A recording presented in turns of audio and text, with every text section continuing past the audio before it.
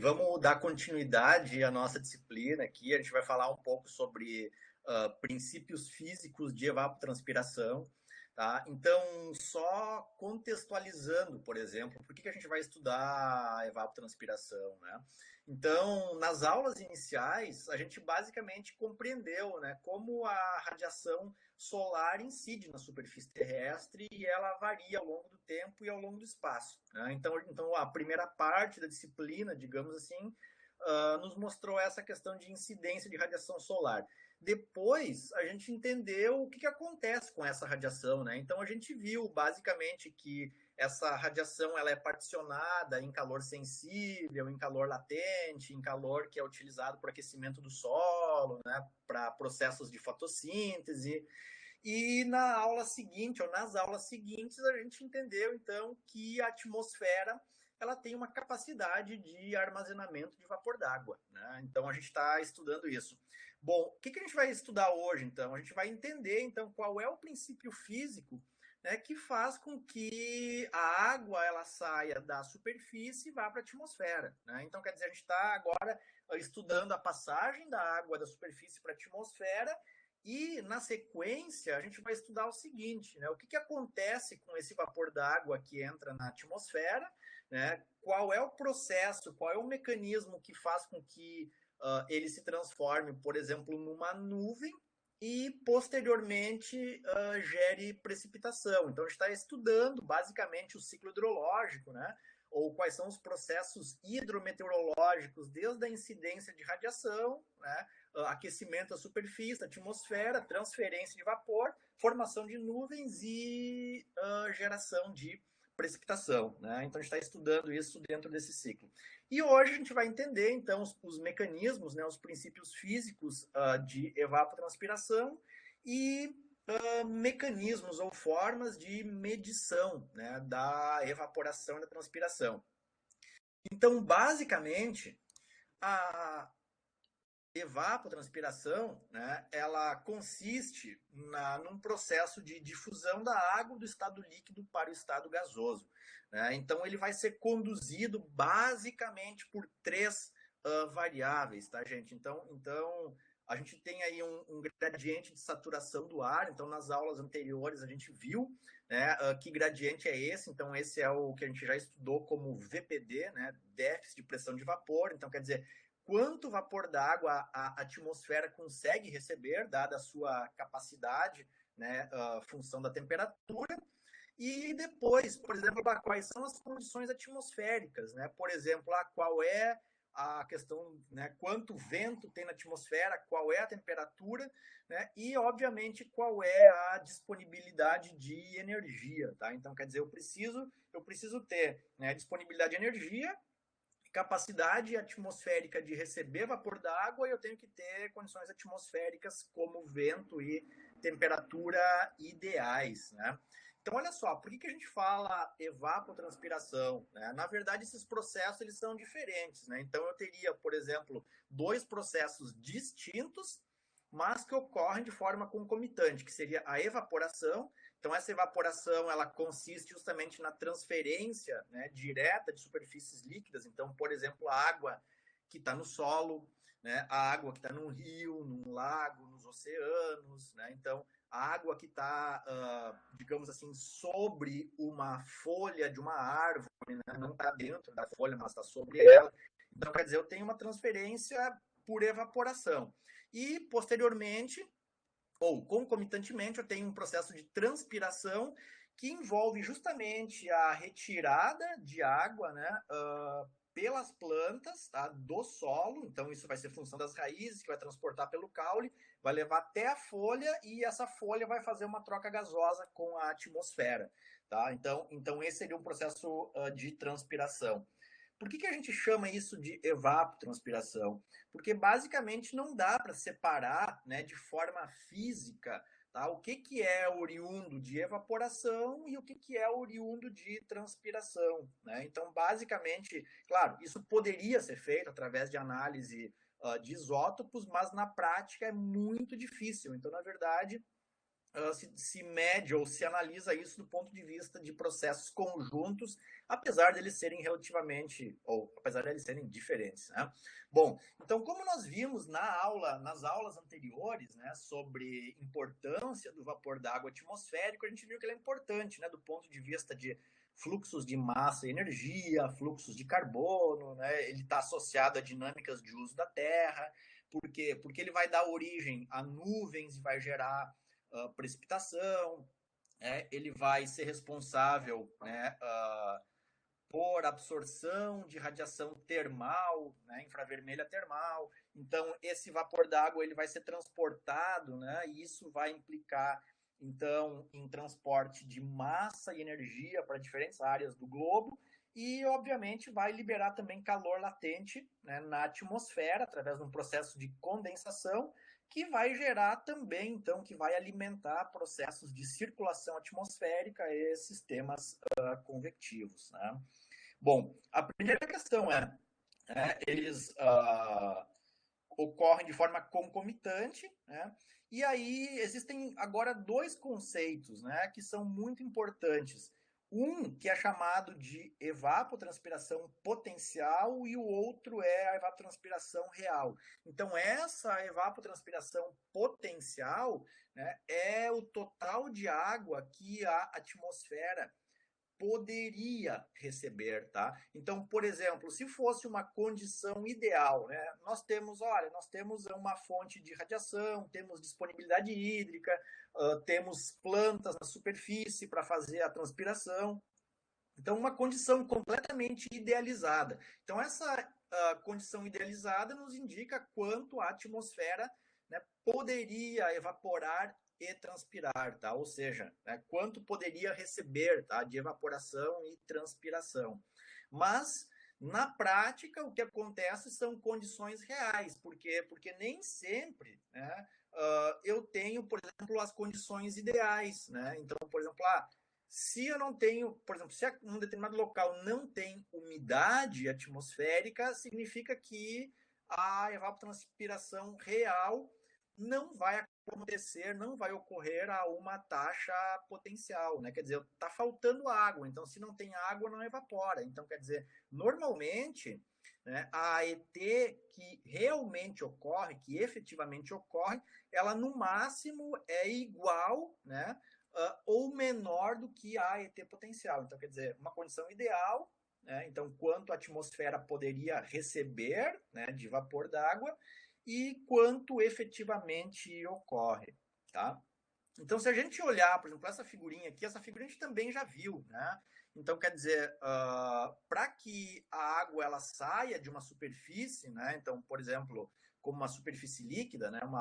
Um lago, um rio, até a umidade do solo, é necessário, então, que exista uma energia disponível para romper essa força de atração intermolecular, né? Então, quer dizer, essa energia disponível ela é chamada de calor latente de vaporização da água, né? Então, só para vocês terem noção, é justamente esse calor latente de vaporização da água é justamente a quantidade de energia, né, que uma molécula de água líquida precisa receber para romper a superfície e evaporar. Então, isso pode ser estimado, né? Isso é baseado, então, na temperatura.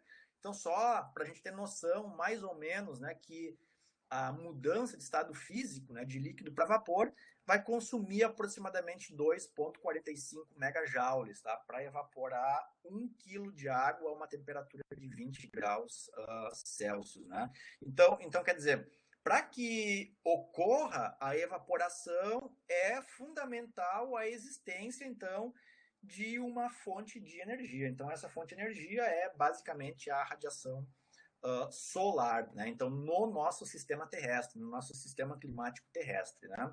Então, quer dizer, qual é a condição, digamos assim, de favorecimento, né, da evaporação? Então, quer dizer, eu tenho que ter uma fonte de energia, né? Então, incidindo, por exemplo, ou disponível sobre uma certa superfície, tá? Então, essa energia ela pode ser recebida por radiação, né, ou por convecção, tá? Ou ainda por processos advectivos. Então, isso também pode ocorrer. Mas, de qualquer maneira, uma fonte de radiação.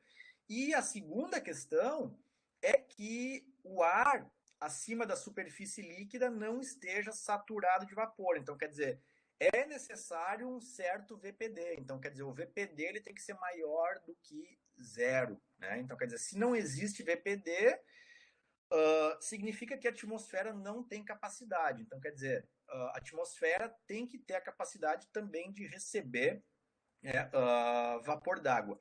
Então, por isso que as condições atmosféricas elas também são importantes, né? Quer dizer, eu preciso ter transporte atmosférico, então quer dizer, se eu tenho vento, por exemplo, turbulência ocorrendo, né, na verdade, esse processo ele vai fazer com que o VPD, né, a capacidade então da atmosfera em receber vapor d'água, seja continuamente renovado.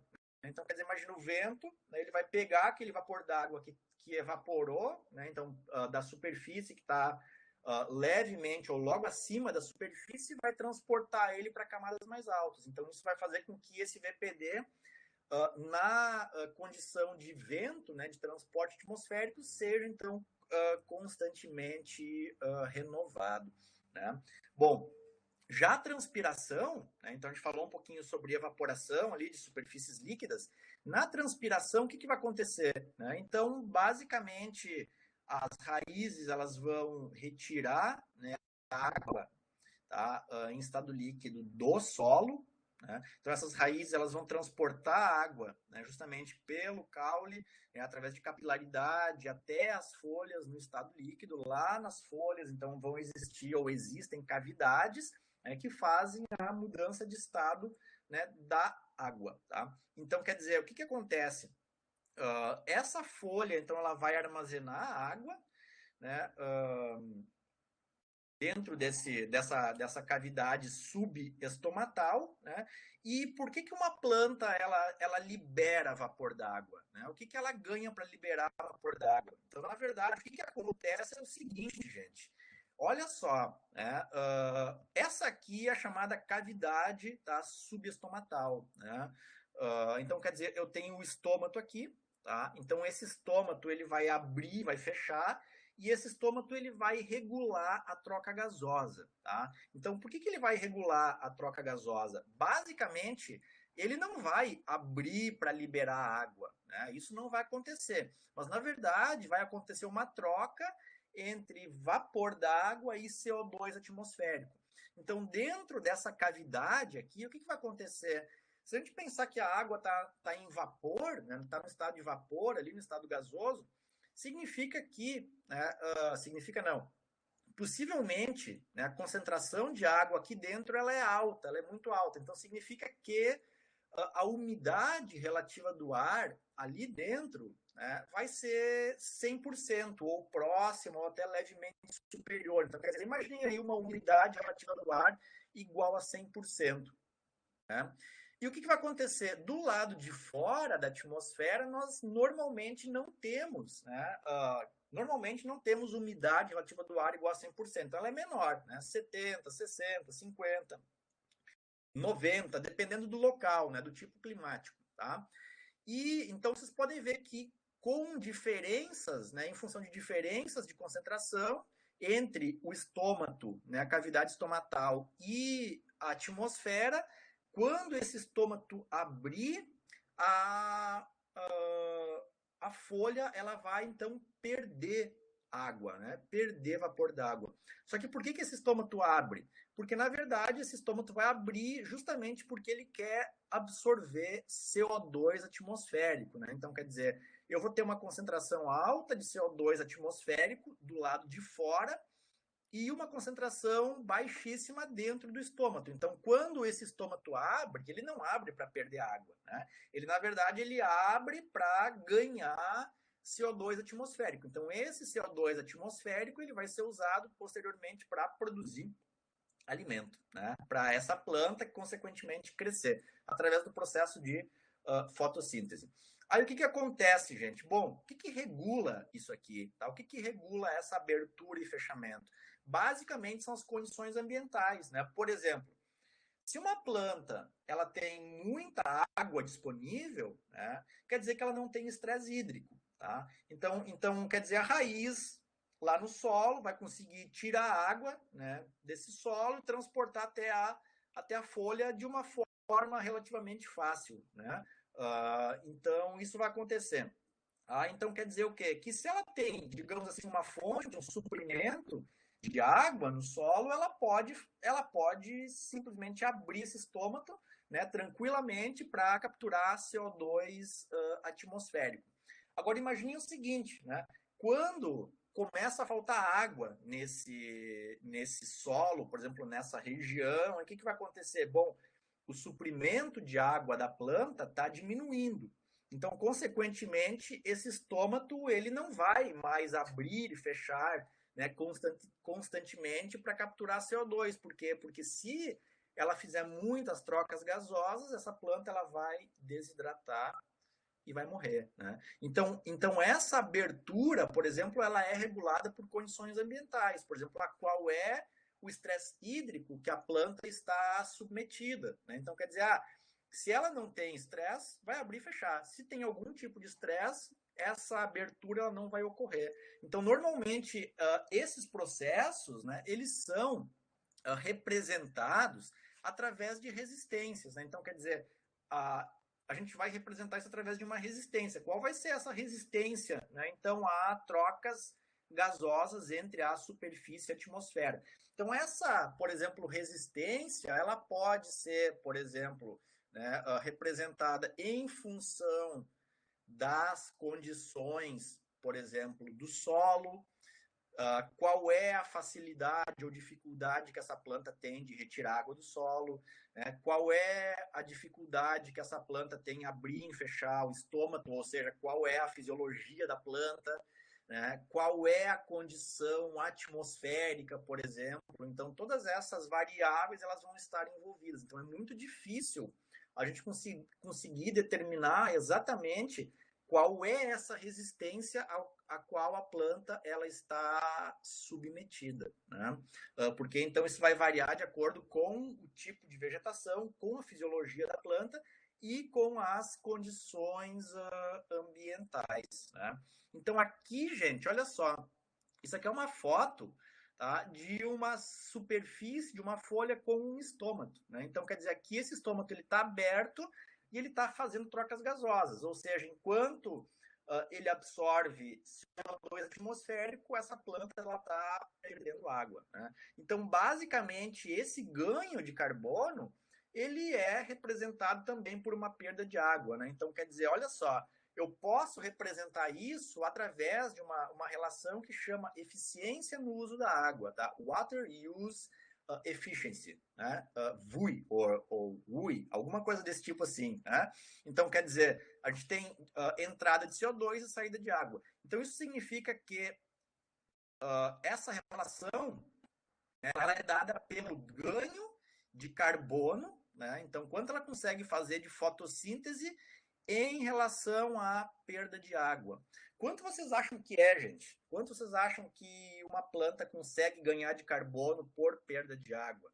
Só para vocês terem noção, no slide anterior, eu botei aqui, ó, aproximadamente 1% da água transportada pela planta é retida no processo de fotossíntese. Então, quer dizer, a maior parte da água, né, que sai do solo e entra na atmosfera através desse sistema raiz, caule, folhas, ele basicamente vai passar, né? Ele passa e ele não fica. Porque olha só, por exemplo, a gente tem aqui uma relação, tá, de gramas de carbono por quilo de água. Então vocês podem ver aqui que para diferentes tipos de plantas, a gente tem algo que varia entre 1 e no máximo 15.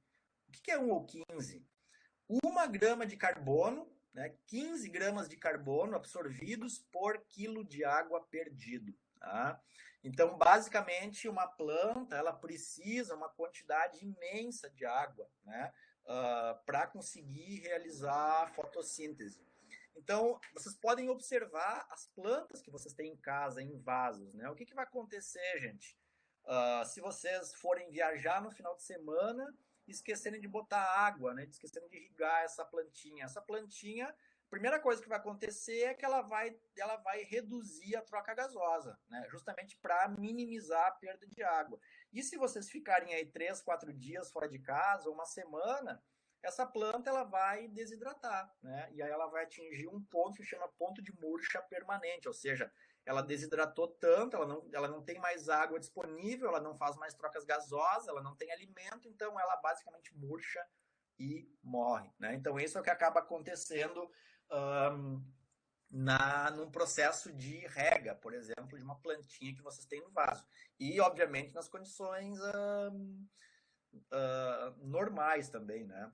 Então, basicamente, a gente viu o seguinte, né? Que a gente precisa de energia, vento, existe a necessidade, óbvio, né? Que se não tem água, não ocorre evaporação nem transpiração, vegetação e VPD, né? Então, a gente já entendeu isso. Então, basicamente, a fonte de radiação é a radiação solar, né? Que chega e basicamente vai, então, determinar qual é a disponibilidade de calor latente, né? Depois o vento, por exemplo, ele vai fazer justamente esse transporte, ou seja, imaginem aqui, ó, aqui tá super exagerado, tá, gente? Mas vocês podem perceber o seguinte, né? Que essas gotículas, essas gotinhas de água aqui, na ausência de vento, né, elas vão ficar próximas da superfície. Então, quer dizer que conforme a evaporação vai acontecendo, né, essa atmosfera ela vai saturando, né? E no caso de existência de vento, vai ocorrer o transporte dessas partículas, né, dessas moléculas para as camadas mais altas. Então, quer dizer,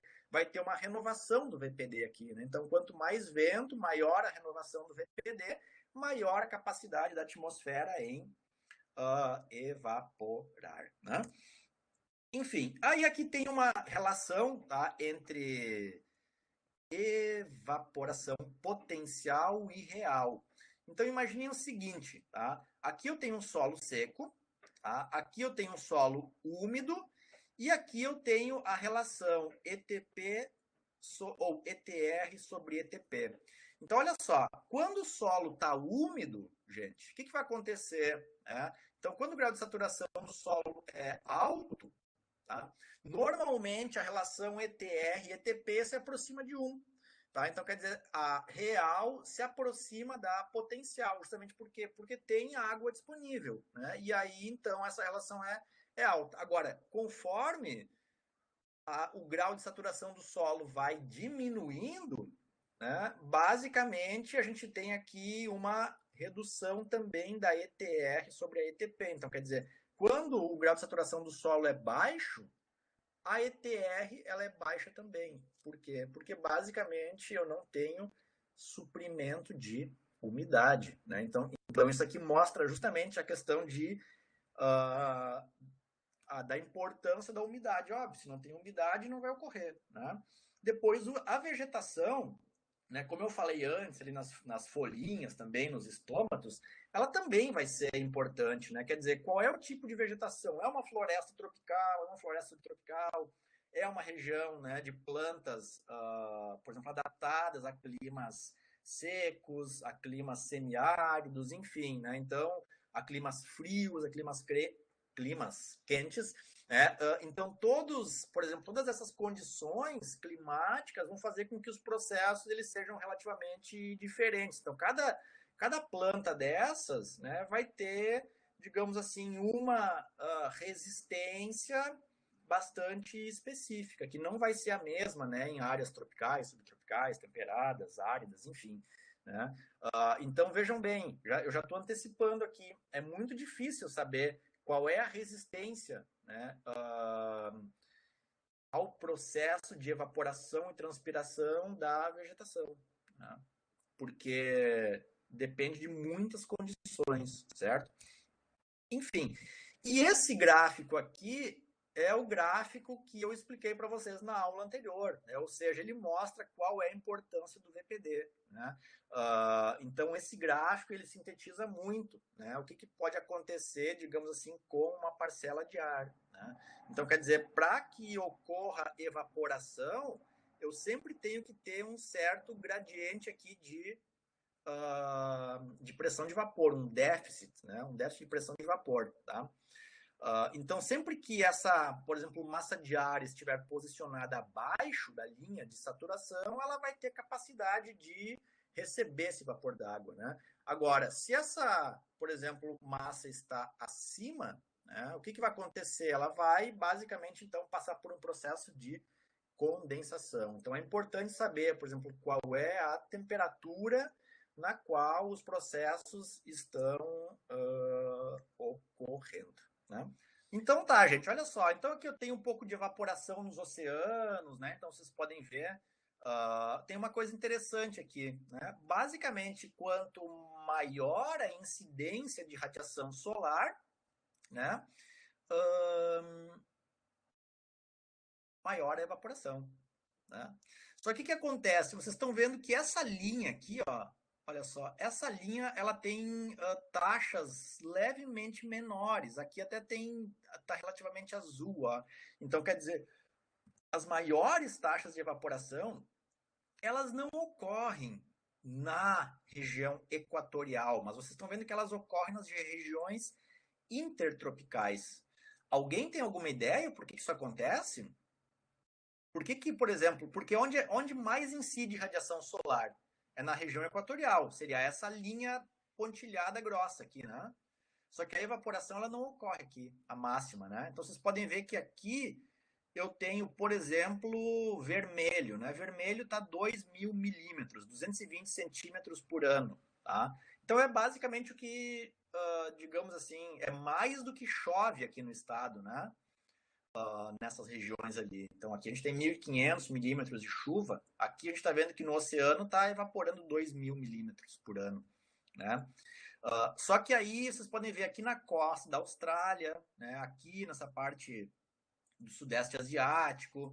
A primeira questão é a seguinte, né, que vocês já sabem que tem uma relação com a temperatura, né? Então, basicamente, se tem uma relação com a temperatura, olha só, vocês lembram, né, da circulação oceânica. Então, se os oceanos eles circulam dessa forma, né, significa que a água fria que está lá próxima dos polos vai subir pela costa oeste da América do Sul, vai entrar pela linha do Equador aqui e vai se deslocar em direção à Ásia, né? E quando ela chega aqui, ela chega aquecida, né? Então, quer dizer, esse círculo aqui, esse movimento, né, do Pacífico e também do Atlântico, ele faz com que as temperaturas dos oceanos sejam diferentes, né? Então, quer dizer, isso vai influenciar a taxa de evaporação. Agora, em outra questão, essa região aqui, vocês lembram, né, daquela célula chamada célula de Hadley, né, que eu expliquei para vocês algumas aulas atrás, lá no sistema climático terrestre, né? Então, essa célula de Hadley, e depois associado a também célula de Walker, vai fazer com que os ventos, né, que o ar próximo à superfície convirja, né, passe por um processo de convergência sobre ou próximo aqui à linha do Equador, né? E aí o que vai acontecer? Essa convergência vai fazer com que se forme a chamada zona de convergência intertropical, a formação de uma grande camada de nuvens, né? Próximo à linha equatorial. Então, quer dizer, se existe uma quantidade considerável de nuvens nessa área aqui, o que vai acontecer? Mais nuvens, menos radiação chegando na superfície. Né? Então, quer dizer, aqui tem água quente, digamos assim, tem muita radiação no topo da atmosfera, mas essa radiação, em função da cobertura de nuvens, não chega na cobertura aqui no nível dos oceanos. Né? Então, quer dizer, em função da existência de uma chamada zona de convergência intertropical, aqui não vai ocorrer a taxa máxima de evaporação. Né? Então, vocês vão ver que está nas faixas intertropicais. Né? Beleza? Entendido, gente? Legal, né? Barbada. Então, olha só, nos continentes é muito similar, só que o que vai acontecer? Os continentes, né, como tem uma demanda, ou como tem um suprimento, uma disponibilidade de água menor, né, é óbvio que as taxas elas vão ser menores. Né? Então, vocês podem ver, por exemplo, aqui na Amazônia, né, tá em torno de verde, né? Alguma coisa entre 750 e 1.000. Não, mentira, desculpa, não é nossa figurinha aqui, é aqui.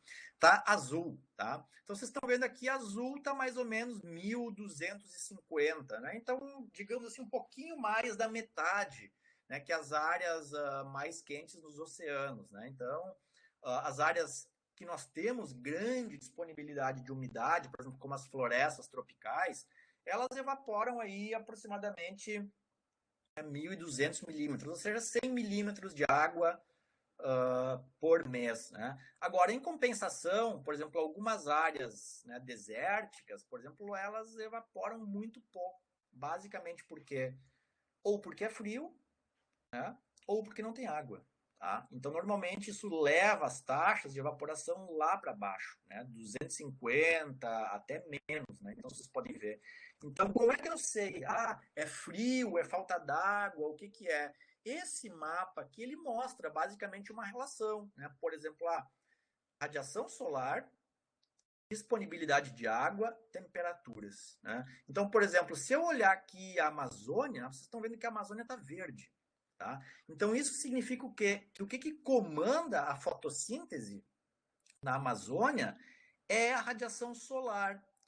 Justamente por quê? Porque a Amazônia é um local que eu tenho temperaturas elevadas, né? Então tem temperaturas adequadas, que é tudo que uma planta gostaria de ter, e além disso tem muita água disponível. Ou seja, eu tenho um paraíso, né? Muita água, muita radiação, uma temperatura muito adequada, digamos assim. Então, basicamente, o que regula a fotossíntese é a disponibilidade de radiação solar. Então, se tivesse mais radiação solar, evaporaria mais. Né? Agora, se eu olhar, por exemplo, para o Nordeste, aqui para a região centro-oeste do Brasil, né, vocês podem ver que aqui já está ficando vermelho. Né? Então, está puxando para uma cor vermelha. Então, se eu olhar vermelho aqui, significa que eu tenho um estresse hídrico. Então, quer dizer, a região centro-oeste, a região nordeste do Brasil, tem um período seco.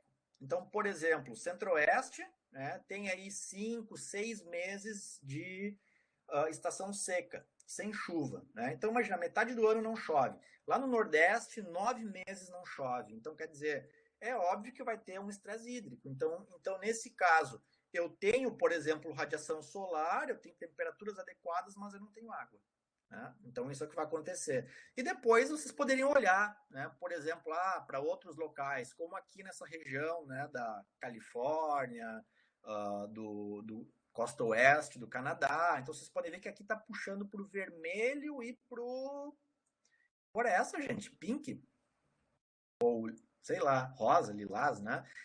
Tenho dificuldade com cores. Então, olha só, vocês podem ver que aqui, né, quando é vermelho, é água. Né? E quando está puxando, por exemplo, para esse tom aqui, vocês estão vendo que já está ficando frio. Então, é uma combinação, né, de ou falta d'água ou baixas temperaturas. Então, assim, vocês poderiam olhar todo o globo, né, terrestre e explicar, olha, o que acontece em cada uma dessas regiões que regula os processos de fotossíntese. Né?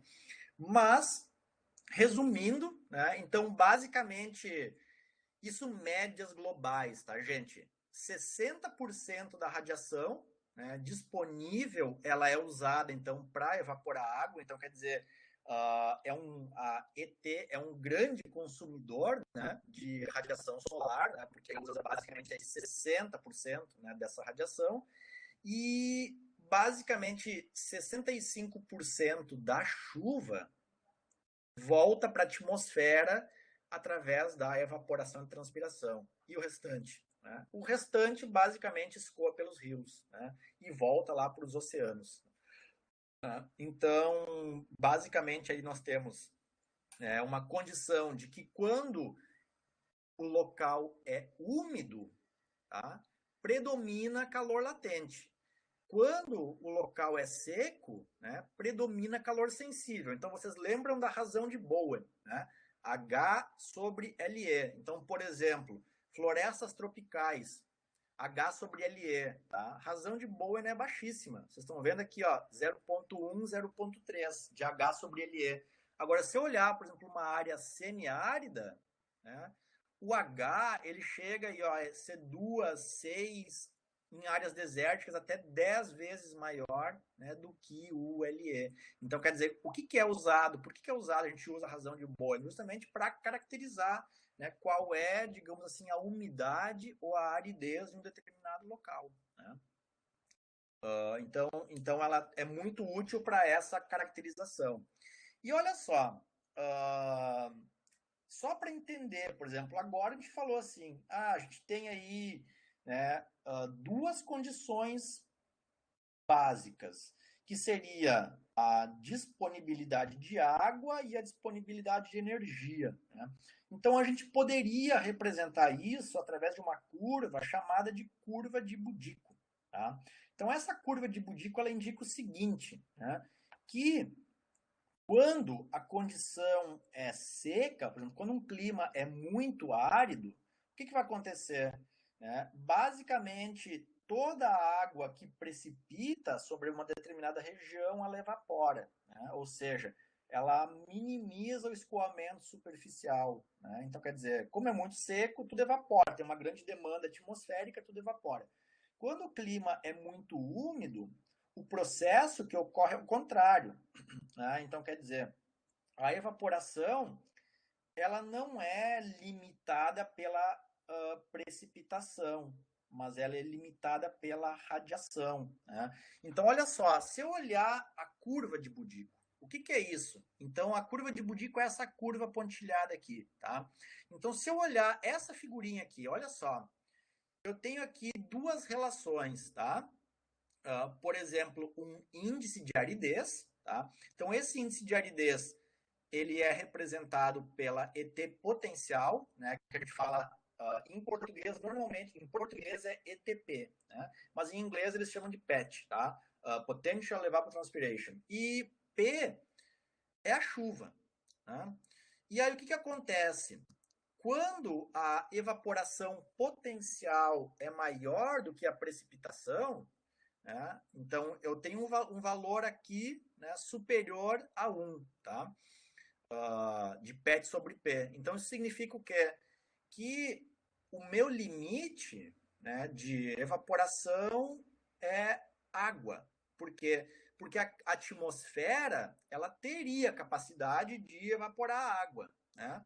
Então ela teria essa capacidade, mas a água ela não chega, né? Ela não é suficiente. Por quê? Porque a precipitação é menor do que a ET potencial. Então, nesse caso, eu vou ter uma condição limitada por água, né? Então eu tenho um limite aqui por água.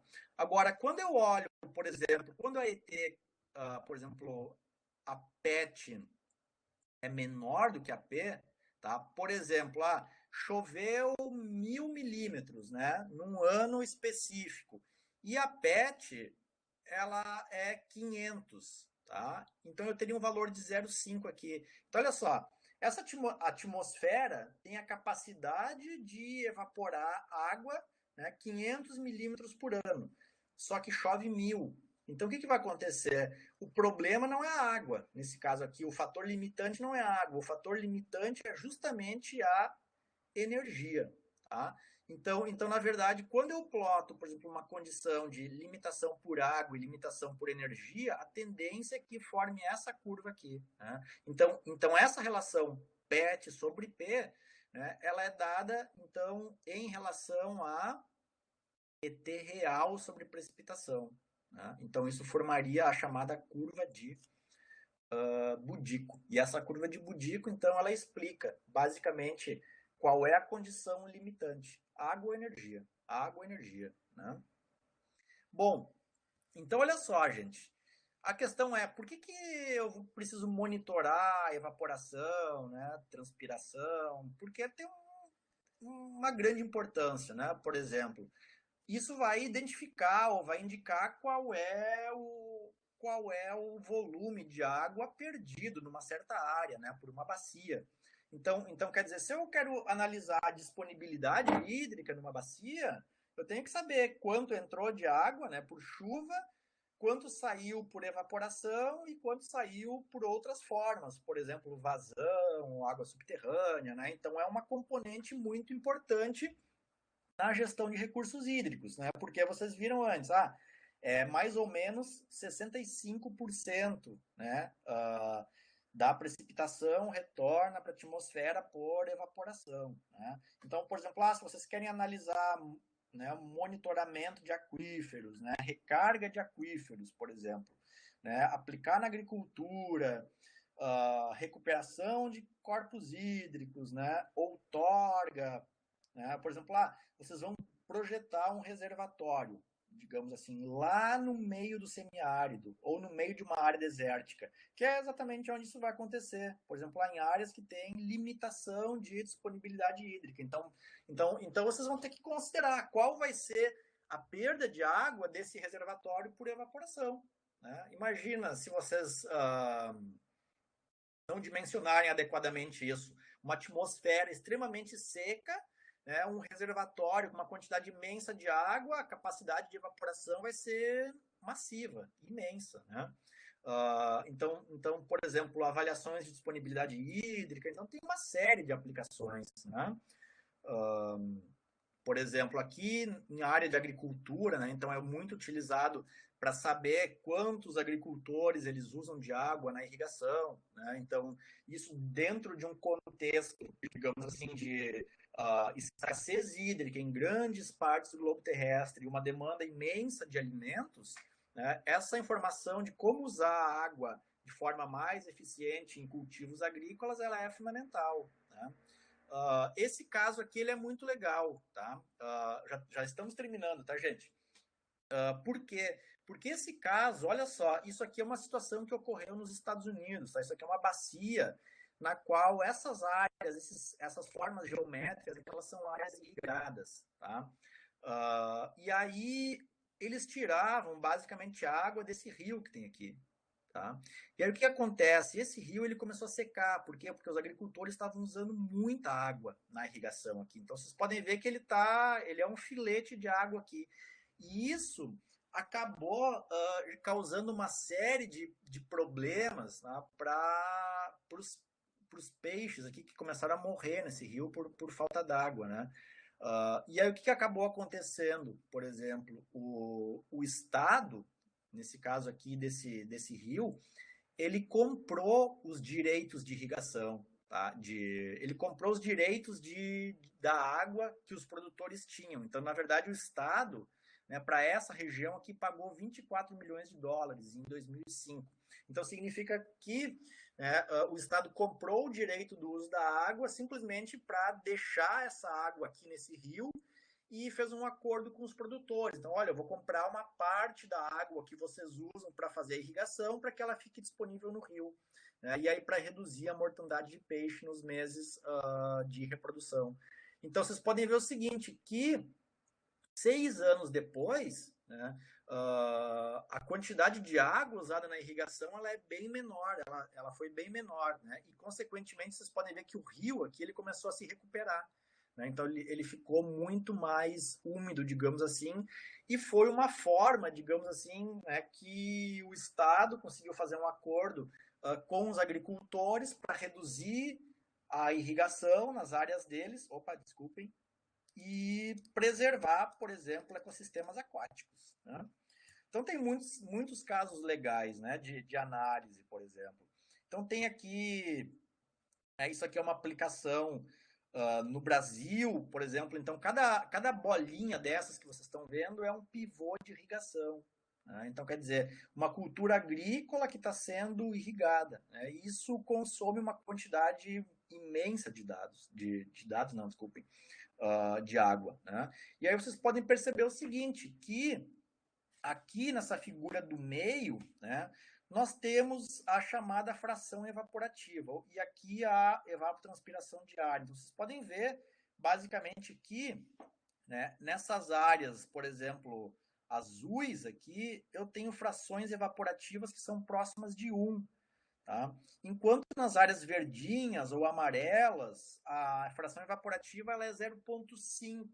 Então, o que isso significa? Por exemplo, quando a área é irrigada, né, todo o calor latente vira evaporação, né? Toda energia disponível vira evaporação, né? Então, numa área, por exemplo, numa condição natural, não irrigada, por exemplo, essa fração seria metade. Então, quer dizer, metade da água disponível vira evaporação. Né? Então, isso, digamos assim, representa um consumo considerável de água. Né?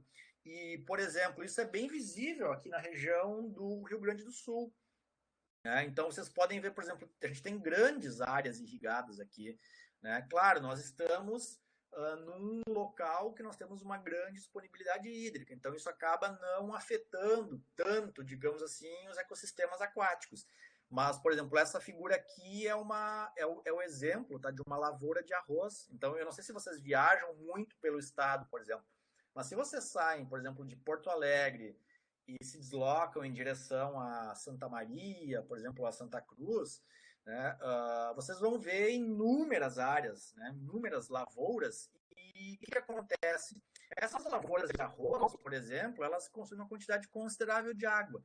Né? Por quê? Porque eles mantêm basicamente aí de outubro, tá, até abril, maio, uma lâmina de mais ou menos 10 centímetros de água, tá? Então, sobre a camada do solo. E aí o arroz se desenvolve dentro dessa lâmina aqui. Então, vocês estão vendo aqui, ó, aqui começou a irrigação, tá vendo? Eles começaram a preparar o solo para o cultivo. Aqui em dezembro, né, já vocês estão vendo a lâmina d'água e a vegetação se desenvolvendo. Né? E aqui, claro, em dezembro, janeiro, fevereiro, a gente não vê mais, porque a lâmina de água está ali ainda, né? Só que está completamente coberto pela vegetação. Então é um consumo de água imenso. Né? E aí, por exemplo, para a gente saber quanta água está saindo dali, normalmente a gente utiliza técnicas, né, que são ou medição, né, de trocas gasosas, ou estimativas por satélites para saber de exatamente quanto está evaporando, né, de água naquela região ali. Enfim, e aí depois a gente tem aplicações, por exemplo, que poderiam indicar, né, quanto mudanças de uso da terra poderiam impactar nas transferências de vapor d'água da superfície para a atmosfera. Né? Então aqui foi um teste, um exemplo que nós fizemos, tá, gente? Mostrando uma área lá na Amazônia, no chamado Arco do Desmatamento, tá? Então uma região que teve um desmatamento, taxas altíssimas de desmatamento nos últimos 20, 30 anos. E aí o que acontece? A gente percebeu o seguinte, que quando as áreas são áreas de floresta, né, as taxas de evaporação, de transpiração, elas estão ali em torno de 4, 5 milímetros. Quando essas áreas elas são desmatadas, por exemplo, as taxas de evaporação elas caem consideravelmente, cai para 2, cai para 3, né? Então aqui, por exemplo, vocês podem ver, ó, todas essas áreas vermelhas, né, significam que as taxas de evaporação e transpiração são muito baixas. Né? Aí o que acontece? Se vocês olharem em detalhe essa figura, né, todas essas áreas foram áreas desmatadas. Então quer dizer que uma área desmatada em larga escala ela está reduzindo as taxas de transferência de água da superfície para a atmosfera. E aí a gente calculou isso para uma área de 1 milhão de quilômetros quadrados, né, nas quais mais ou menos 150 mil quilômetros foram desmatados. Tá? Então, mais ou menos aí 15% foi desmatado. E o que a gente percebeu? Que a evaporação e a transpiração da floresta diminuiu, né, 1,5 milímetros por dia. Então, quer dizer, quando a floresta ela foi desmatada para dar origem à agricultura e pastagem, a gente mudou essa transferência. Então, e aqui tem basicamente o que mudou. Ó. Então, quando a gente muda uma condição, por exemplo, de floresta, né, para desmatamento, para agricultura, para pastagem, basicamente o particionamento ele muda, ou seja, o que era predominante em floresta era calor latente e quando ocorre desmatamento, então o que predomina é basicamente o calor sensível. Então a gente pode ver aqui como mudou, né, as taxas entre calor sensível e calor latente para essas condições, tá? É uma área de floresta. Então todas as áreas que aparecem em amarelo e laranja elas são áreas que foram desmatadas. Então, quando uma área é desmatada, vocês estão vendo que quando ela assume uma cor amarela ou laranja, significa que a taxa de transpiração e de evaporação ela cai muito, ela cai drasticamente, né? Então aqui vocês podem ver, por exemplo, isso aqui é uma área de expansão agrícola no Mato Grosso, tá? Que foi, digamos assim, desmatada em 60%, tá? Então, quer dizer, ela tinha 100%, ela virou aí 40%. E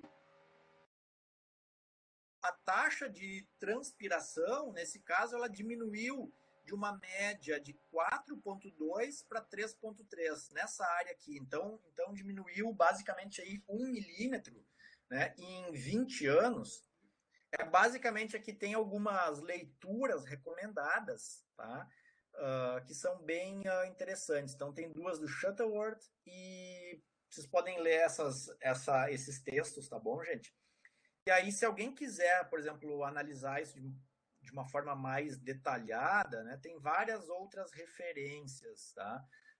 Para estimar a evaporação, transpiração, de reservatórios, de áreas agrícolas, de áreas de florestas, de áreas desmatadas, enfim.